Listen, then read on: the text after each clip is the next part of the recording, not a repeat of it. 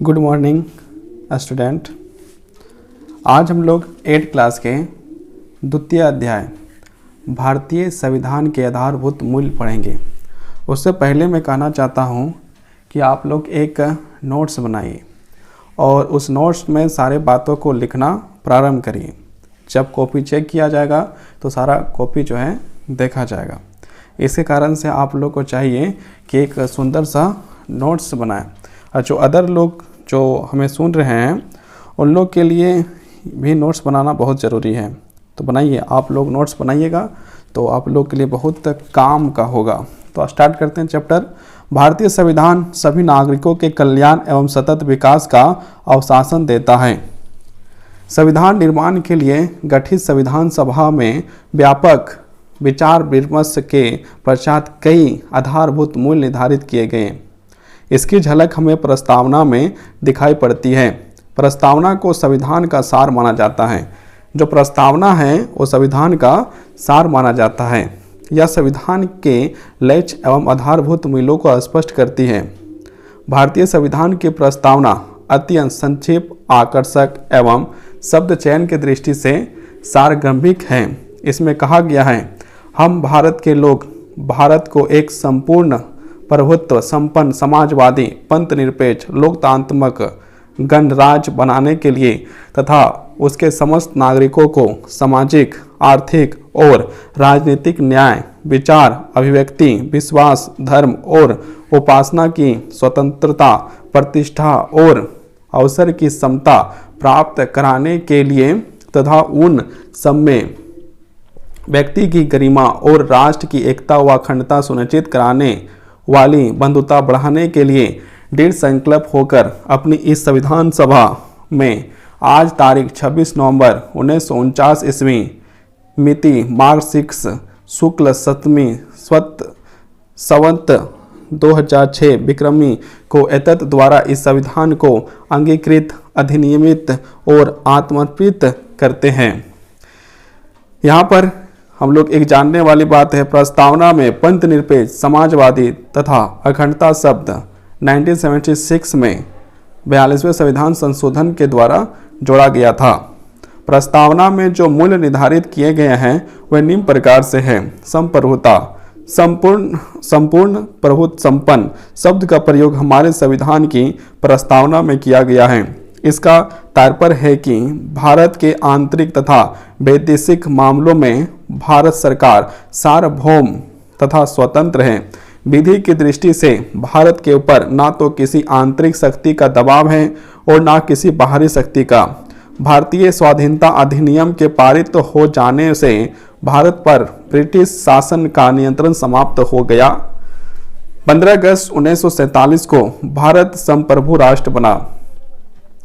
दूसरा पॉइंट, समाजवाद। यहाँ समाजवाद से तात्पर्य है बिना भेदभाव समाज के सभी सदस्यों के हित का कार्य करना। प्रस्तावना इस उद्देश्य को रेखांकित करता है कि राज्य का अंतिम लक्ष्य समाजवाद को पाना है ताकि समाज में आय तथा जीवन यापन के स्तर में विषमता को कम किया जा सके। इस लक्ष्य को लोकतांत्रिक समता एवं अहिंसा के माध्यम से प्राप्त किया जाता है। देश के विकास में सरकार के साथ साथ निजी व्यक्तियों या संस्थाओं का समान योगदान होता है। यह शब्द भारत को एक जन कल्याणकारी राज्य घोषित करता है। धर्म निरपेक्ष या पंथ निरपेक्ष। भारत का संविधान किसी धर्म या पंथ विशेष को प्रोत्साहन नहीं देता है और ना ही किसी धर्म के साथ कठोरता का व्यवहार करता है। धर्म और उपासना की पूर्ण स्वतंत्रता प्रदान करके धार्मिक अल्पसंख्यकों को भी समान संरक्षण प्रदान किया गया है। हमारे देश में धर्म एक व्यक्तिगत मामला है। शासन किसी धर्म से जुड़ा हुआ नहीं है। वह तो किसी धर्म का प्रचार करता है और ना ही उसमें कोई हस्तक्षेप करता है। हमारे देश में सभी नागरिकों का उसके धार्मिक विश्वासों तथा व्यवहारों की ओर ध्यान दिए बिना कल्याण सुनिश्चित करने का प्रयास करता है। यह स्पष्ट करता है कि राज्य द्वारा संचालित या राज्य के मान्यता प्राप्त शैक्षणिक संस्थानों में विशेष धार्मिक शिक्षा नहीं दी जा सकती है। लोकतंत्र। भारत एक लोकतांत्रिक देश है।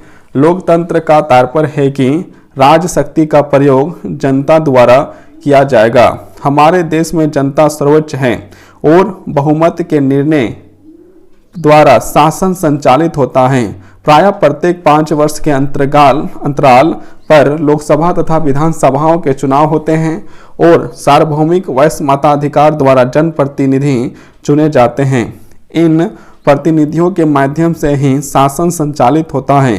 राज्य में कोई विशेषाधिकार प्राप्त वर्ग नहीं है। जनता अपने निर्वाचित प्रतिनिधियों के माध्यम से जो सरकार बनाती है वह प्रायः 5 वर्षों के बाद बदल जाती है।